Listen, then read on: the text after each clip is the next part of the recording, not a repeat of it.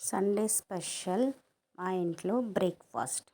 కాస్త చింతపండు నానబెట్టుకొని పచ్చి నువ్వులను చిన్న మంట మీద వేయించుకొని పక్కన పెట్టుకొని, అలాగే కాస్త ధనియాలను కూడా చిన్న మంటకు వేయించుకొని, ఏం చేస్తుందా అనుకుంటున్నారు కదా, చెప్తాను ఉండండి.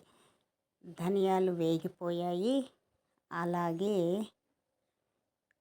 కొంచెం జీలకర్ర వేస్తే, జీలకర్ర సన్న మంటకు వేయిస్తుంటే ఇల్లంతా గుమగుమ సువాసనండోయ్. మీకు సువాసన వస్తుందా? ఆ తర్వాత కొద్దిగా మెంతులు. మీకు అనిపిస్తుంది ఏదో పచ్చడి చేస్తుందని. నిజమే సుమా, పచ్చడే చేస్తున్నాను. కొద్దిగా ఆయిల్ వేసుకొని ఎల్లిపాయలను బ్రౌన్ కలర్ వచ్చే వరకు వేయించుకొని, తర్వాత తగినన్ని పచ్చిమిరపకాయలు వేయించుకొని, ఇల్లంతా కొంటొస్తుంది. డోర్స్ ఓపెన్ చేయండి.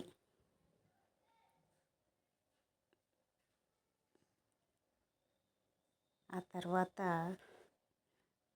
కొంచెం నూనె వేసుకొని, ఇప్పుడు ఏం పచ్చడి అంటే కొత్తిమీర పచ్చడి.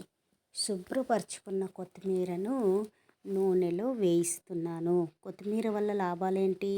చెడు కొలెస్ట్రాల్ని తగ్గిస్తుంది, షుగర్ వ్యాధిని నయం చేస్తుంది, జీర్ణ వ్యవస్థను మెరుగుపరుస్తుంది, చిన్నపిల్లలకు పెద్దలకు నోటిలో పింపుల్స్ రాకుండా కాపాడుతుంది. కొత్తిమీర కొంచెం పసుపు కూడా వేశాను, తగినంత ఉప్పు వేశాను. ఇప్పుడు మిక్సీలో రుబ్బుతున్నాను.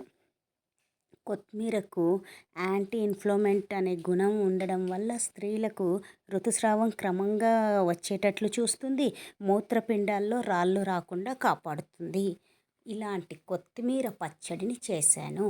ఈ కొత్తిమీర పచ్చడిలో కాస్త ఆయిల్ వేసి, ఎండుమిరపకాయలు వేసి, మినప్పప్పు వేసి, ఆవాలు జీలకర్ర వేసి, కొంచెం కరివేపాకు వేసి తాలింపు పెట్టాను.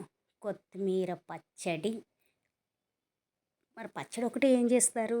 కొత్తిమీర పచ్చడికి కొర్రల దోశ, 2 గ్లాసుల కొర్రలు, 1 గ్లాసు బియ్యము, 1 గ్లాసు మినపప్పు రాత్రంతా నానబెట్టి రుబ్బేసి, చక్కగా ఫ్రెష్గా ఉన్న పిండిని ఐరన్ పెంక మీద దోసేసేస్తున్నానండి.